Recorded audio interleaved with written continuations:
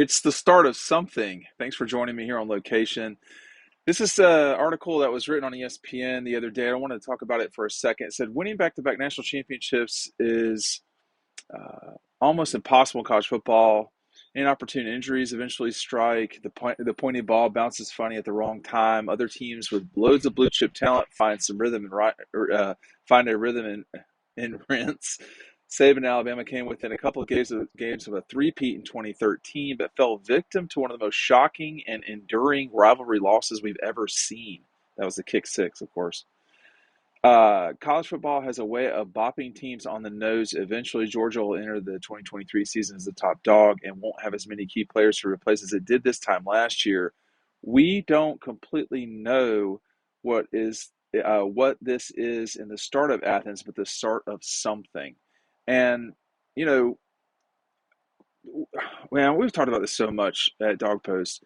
We don't know really where we're at in time. We can look backward and totally tell, hey, this was a situation, and we knew it, and we didn't know. I mean, think about catastrophic events, whether it be Pearl Harbor, 9/11. You don't know everything in the moment. You don't even know everything as time goes on, and in much less serious ways.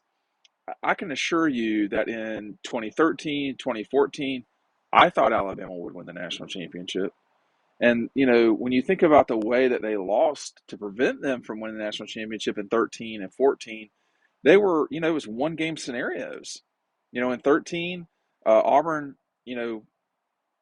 had Auburn not had the miracle against Georgia, they would not have been in position to beat Alabama and go on to win the SEC championship. Otherwise, probably Alabama goes and plays for the national championship in 13 instead of Auburn. Auburn already had a loss in 13. Uh, let's not forget, I believe it was to LSU. So that was a one-game scenario. It was a miracle play by Auburn, two miracles in 3 weeks. Auburn's been paying for it ever since.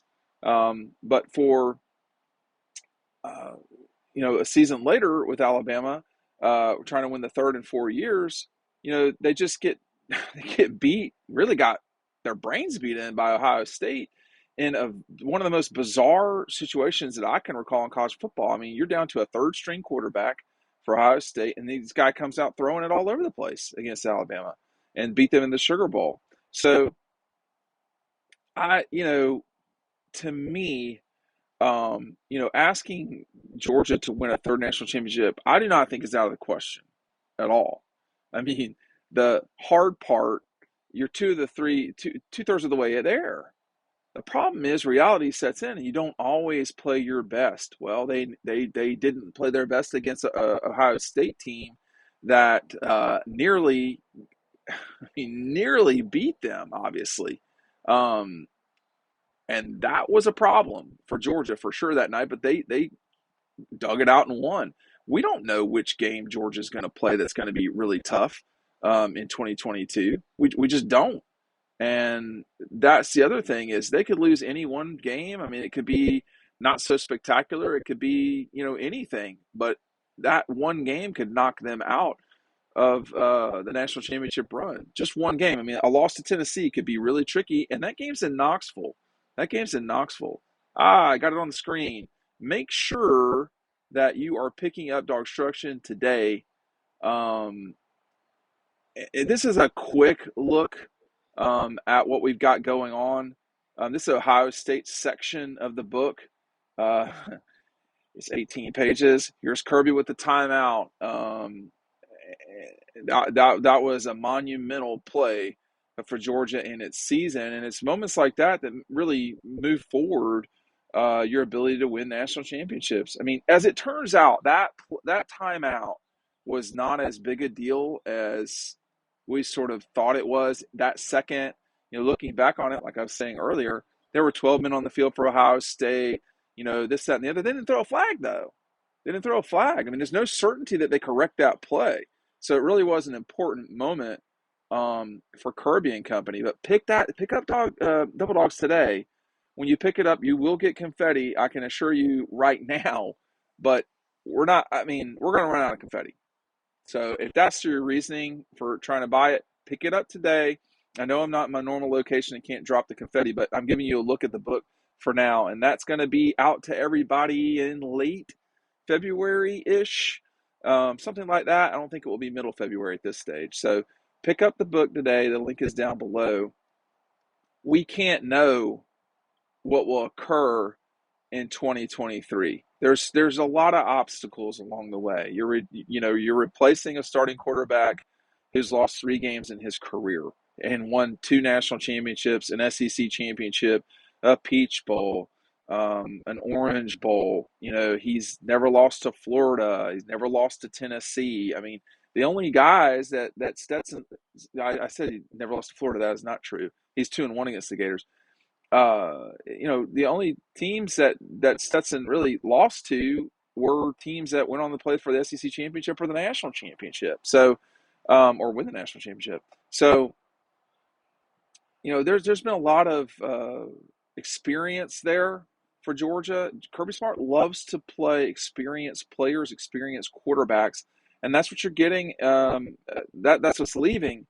You're returning Carson Beck, who's got, he played 7 games, was like 20 something for 30 something. I mean, Carson really did look good at times in 2022. But there's a lot, every season brings its own things. We don't know what Tennessee's going to be like. I know this. I've been to Neyland a lot. It is tough to play up there. Now, whether Tennessee will be in position to win the SEC East, I don't know. I mean, I'm not expecting them to go to Tuscaloosa and win.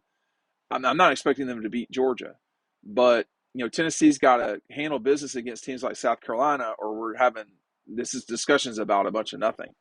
There was a report in, I think it was Oklahoma.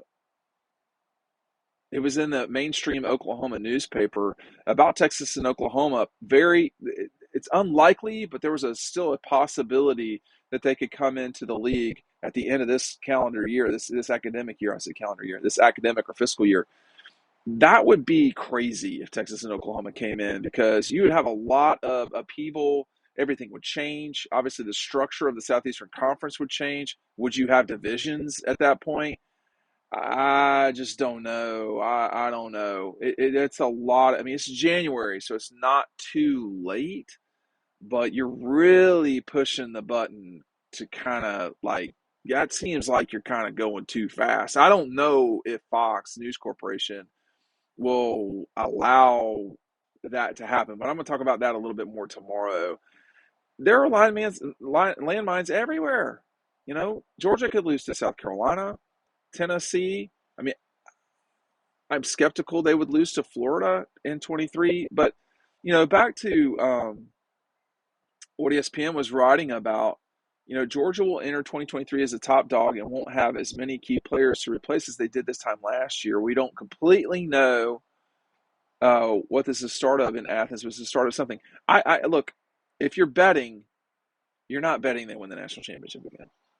I mean, at some stage, you don't win the national championship. I mean, Georgia went 41 years without winning the national championship. Now won it 2 years in a row. And all of a sudden, there's this discussion of winning it a third time. It really just needs to be the particular game each week, and that's it. I mean, it's lame. It's, annoying.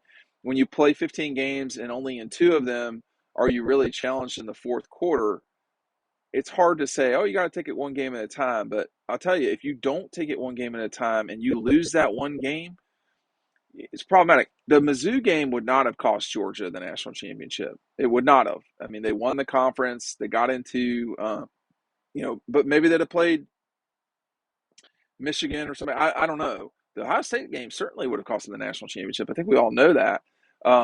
So you got to win the right games. You got to lose the right games. And Kirby, I'll say this about Kirby Smart more than Mark Richt, to be sure. Mark lost the wrong games. He lost to Florida. That was the problem there. He lost to Florida when he shouldn't have lost to Florida if you're trying to win a championship. He lost to Alabama in a terminal game in 2012. He just lost the wrong games. Kirby, when he's lost the right games. Think about it. 17, you lose to Auburn. Doesn't matter. 18, they lost to LSU. That didn't matter. 19, they lost to South Carolina. Actually, that game did not matter. In 20, they lost to Florida. That was a terminal game. Couldn't have lost it. Lost it. 21, they lost the right game. They lost to Alabama in the SEC championship game. Game didn't matter. It may as well have been an exhibition. In 2022, they didn't lose, so they didn't lose the wrong game there. But it really is about being in the position to lose the right game. Ohio State a season ago, I would say they lost the right game with Michigan, but it set them up to play Georgia in the first round. I don't know if that was a great time to lose. Obviously, TCU, they lost in the conference championship game. That was the right time to lose, and they did. So I just am skeptical Georgia's going to run through and win 33 games in a row or whatever it is, 32 games in a row. I mean, my skepticism for that is high. But I don't think you got to win 15 in a row. Okay, I don't think you have to, and we'll talk more about which games are troublesome as we get further into the season. But I don't think it's out of the question that they do it. But it is challenging to know just what 2023 holds.